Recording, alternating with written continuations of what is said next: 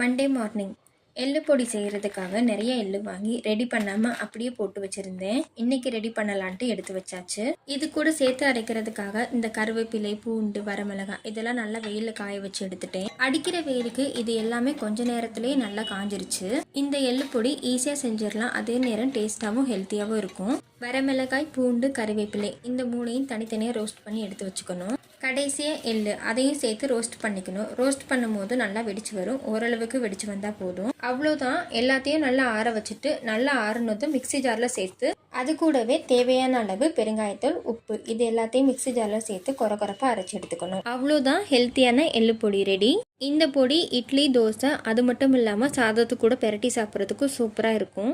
இதே மாதிரி எள்ளும் கருப்பு உளுந்தும் வச்சு ஒரு பொடி ரெசிபி ரெடி பண்ணி சேனலில் அப்லோட் பண்ணியிருக்கேன். அது இதை விட உடம்புக்கு ரொம்பவே சத்தானதாக இருக்கும். அந்த வீடியோ லிங்க் கீழே கொடுத்துருக்கேன். ஃப்ரீ டைமில் செக் பண்ணி பாருங்க.